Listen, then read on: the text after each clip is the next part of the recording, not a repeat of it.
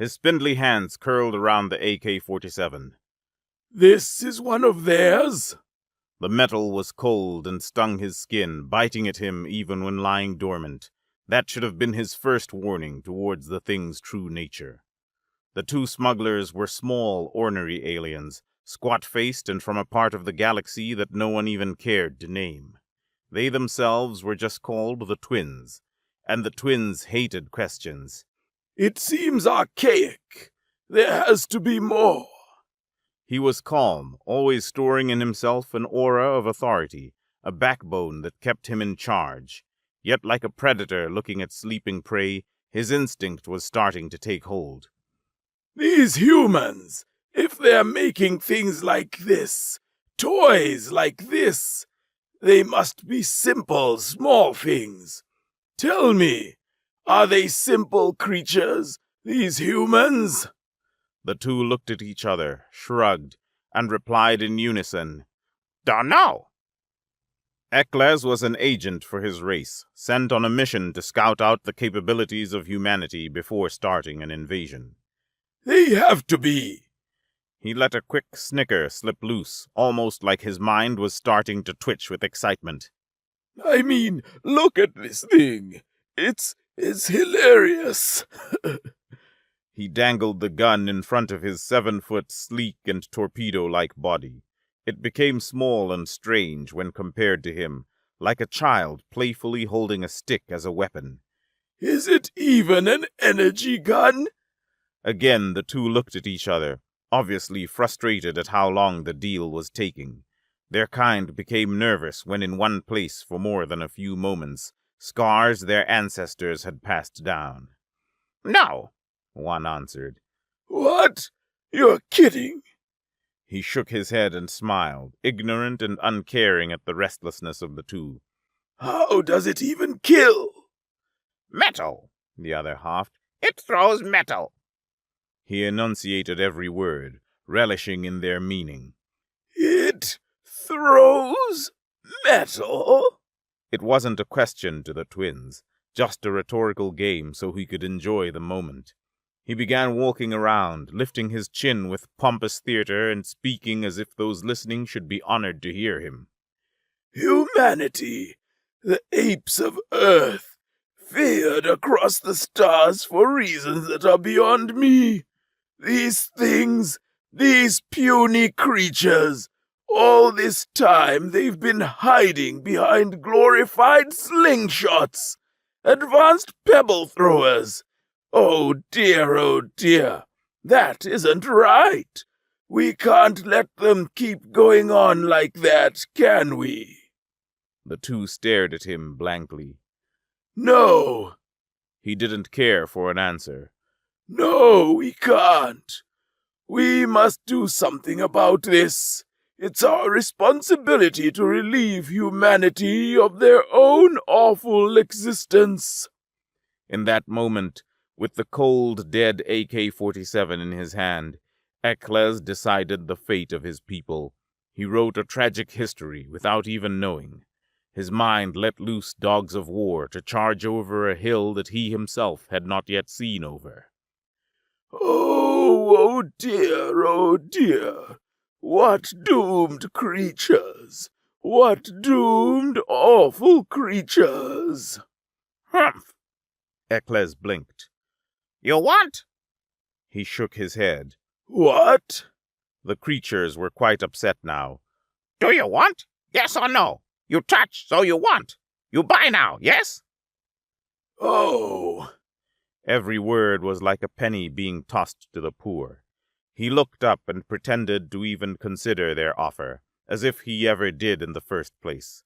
Then, after enough play, he sneered and dropped the gun to the floor, its cold bounce announcing his true intention. "Keep the trash. Why would I want this?" "What?" The two burst up from their small seats, yet because of their stumpy legs and dense torsos, they became even smaller under Eklez. He could have easily missed the two if he were to only look straight forward. In a sense, they were quite literally beneath him. "You touch, you buy. This rare thing. Rare thing." He walked away, his needle legs extending before him like flags sticking into fresh dirt, claiming land with every step, with every strike. You bastard! They shook and rattled their fists at him. You touch and you no buy! You egots all the same! That was the title of Eccles and his people, the title assigned to them by all those who had the displeasure of knowing them, the egots, the creatures of infinite violent egos. Eccles had already forgotten about the two creatures by the time he entered his ship. A lion cares not for the opinions of sheep, and an egot cares not for anything beyond itself. Her crown was simple, small and rounding across the top of her oval head, silver like the fading light of a star, and somehow just as awe-inspiring. Speak simply. She stood tall on her podium, assuming the pride of her ambitious race, a pride that was wider than any galaxy. I want not for your theatrics, Eccles. Then simple I shall be, O expansive one. He bowed, waving his large arm before himself. Pray to be slaughtered, a stain to rid the galaxy of.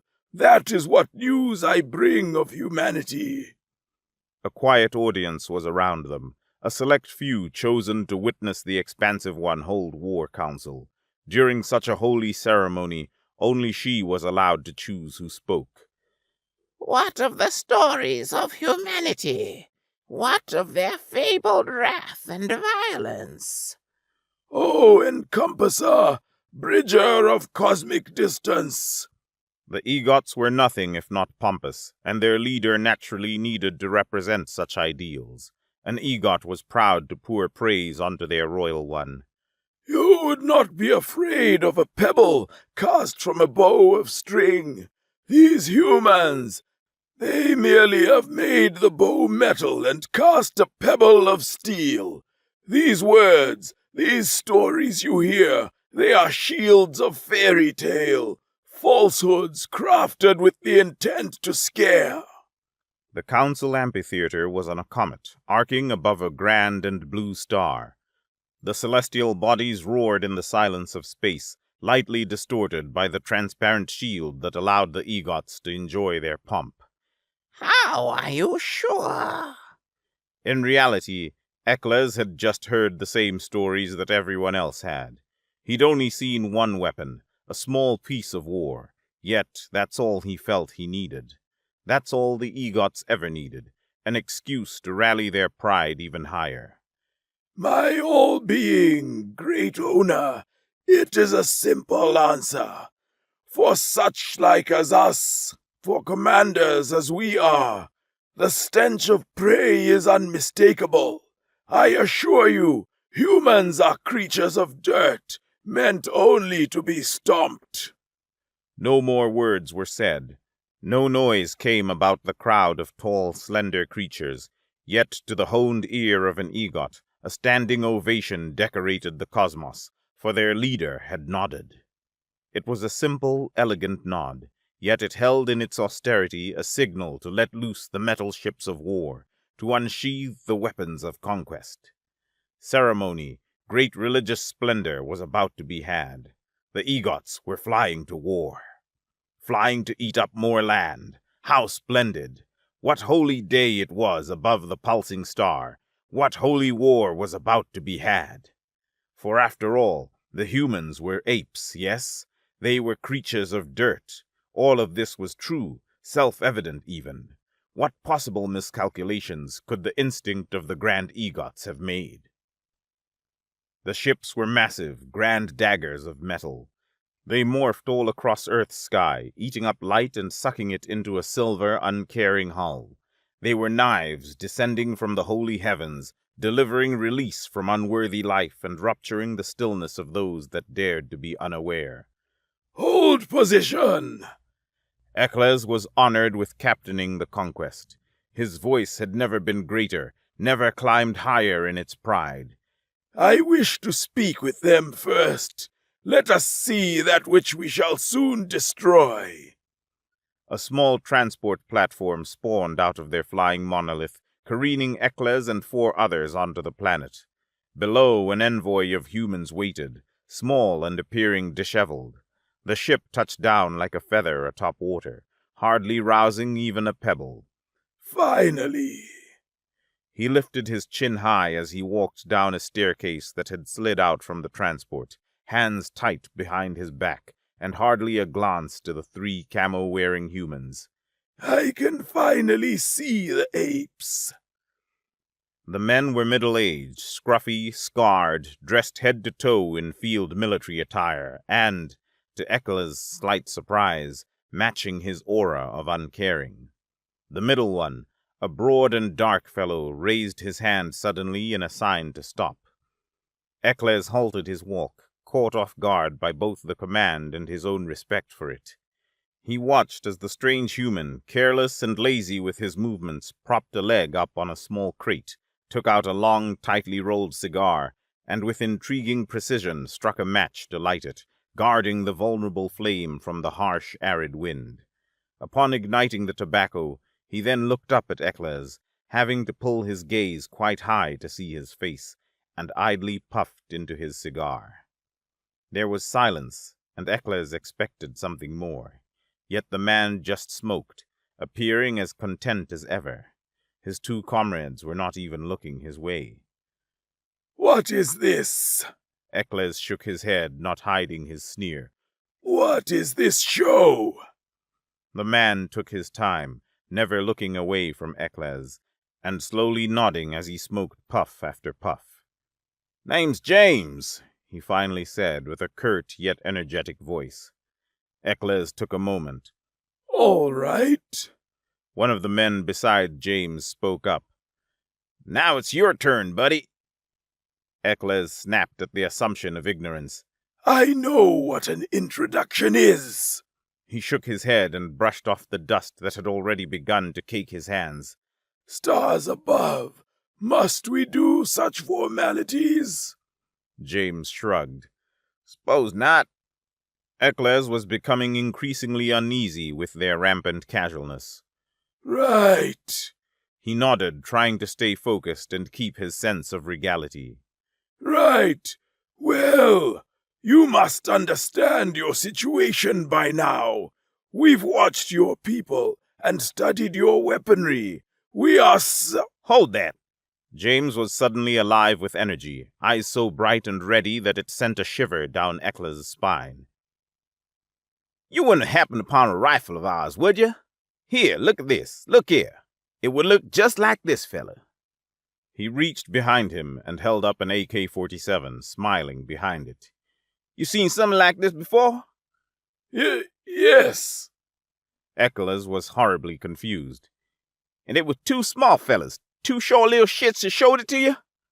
Yes. "Son of a bitch!" He slapped his knee with great joy and turned to the man on his left. "Jenkins, I told you those bastards were trying to sell that shit. That's $20. Ekles shook his head. What? "Oh, sorry, buddy." James smiled and puffed his cigar, resting one elbow on his knee. "Old Jenkins here thought that the 2 fellas was going to eat it. We caught video of those 2 stealing the stuff, and it made the rounds of the old Pentagon."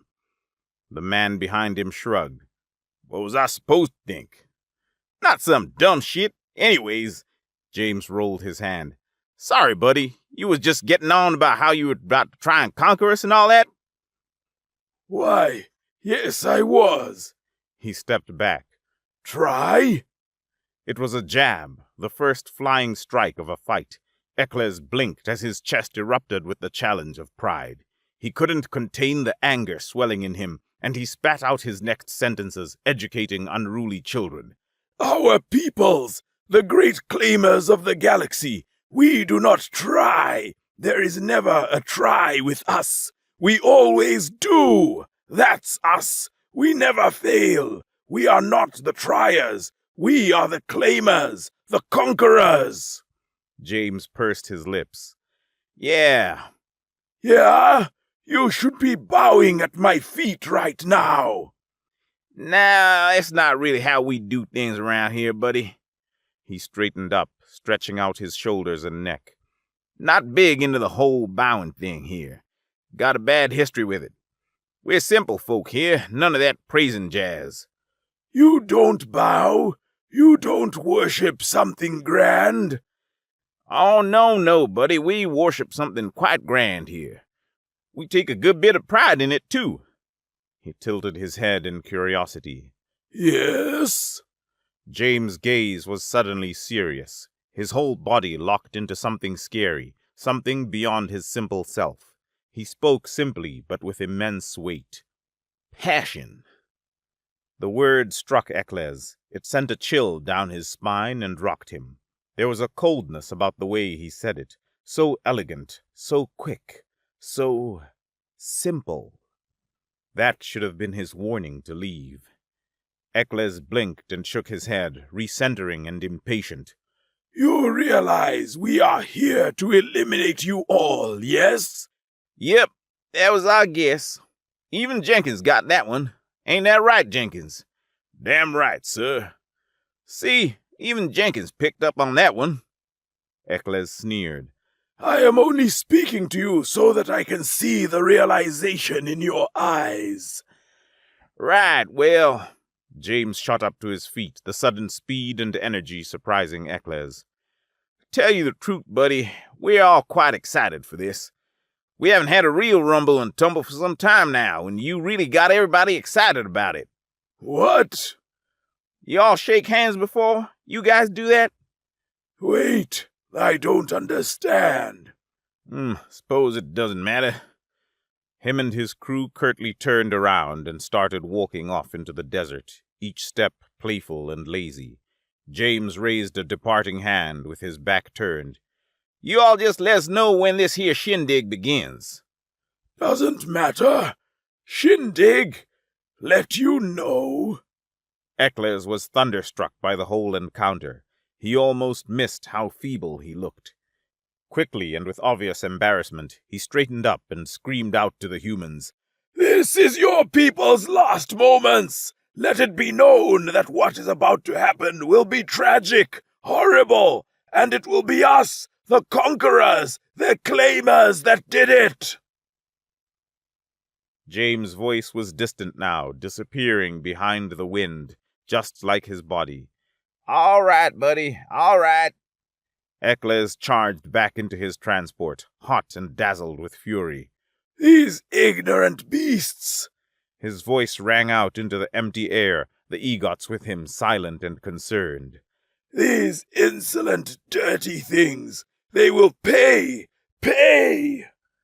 When he made it back into the ship, he burst into the command chamber and screamed out his orders, spewing them out so loudly and bitterly that no one had any room to hesitate.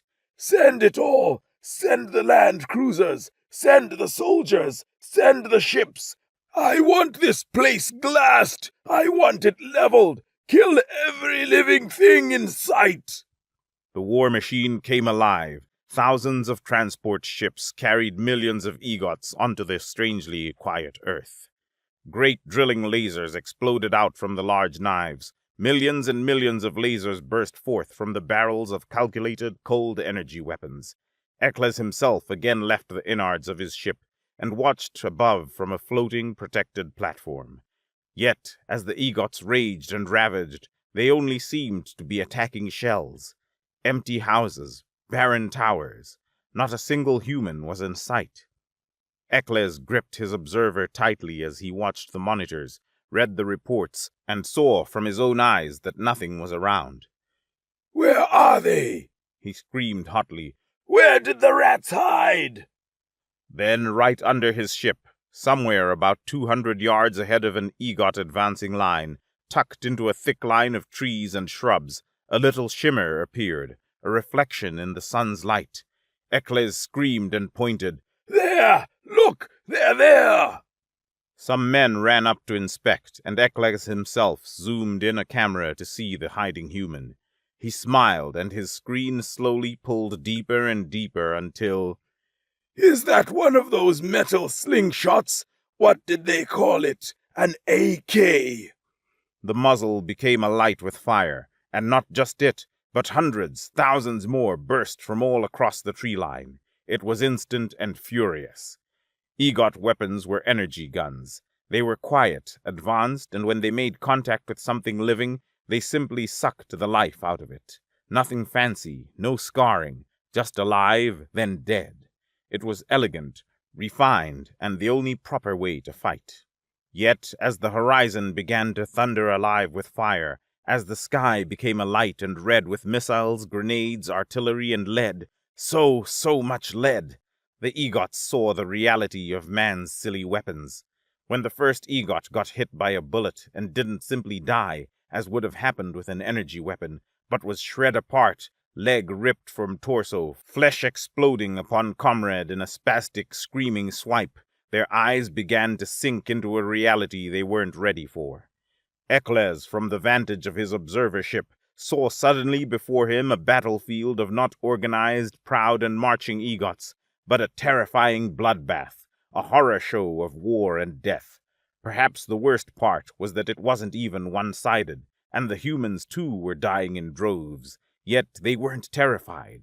In the heat of awful, horrible war, they became even angrier, even more ferocious. It made them stronger. The egots had never seen this before. They'd never fought a battle so animalistic, so primal and vicious. This wasn't their grand plan. It wasn't their holy way. It was carnal. Only animals could create such insanity. An explosion struck Ekla's ship, and he tumbled down in a twisting, dizzying crash. Slamming to earth, he became caked in dirt, covered head to toe in brown, sticky earth that mixed in with his own purple blood. His ears rang, and he swayed as he tried to stand, and when he finally leveled his gaze to the horizon of earth, he saw it. He saw the real perspective. He was in it, in the flying lead, the screaming men, the popping, bursting explosions that appeared from every which way, the whizzing and screeching planes, jets, and missiles. He was amongst the horror show, the terror of man and their simple weapons. He couldn't comprehend it. He couldn't grasp what had happened. They were all so unevolved. Their bodies, their guns, their planet. How could this be happening? His communicator buzzed, and in his ear he heard the concerned voice of the expansive one. Ekles! She was quite angry. What is happening there? We are getting report after report of disaster. He began walking amongst the dirt, amongst the corpses and chaos, in between the flying, ruthless death blistering by his ears. They're weapons! His voice was exhausted, gone and without ground to center on. Yes, you said they were simple, yes? Yes, they are! He watched as one of their grand knife-like ships, miles across and a pride of his peoples, succumbed to a red, fiery explosion and began crashing down. That's the problem, Great One. What? He flashed back to the thought of James and his two carefree, casual friends. He should have seen it in their eyes, in the way they walked and talked. It's not the simplicity that's the problem. It's all basic. All of it is trivial technology.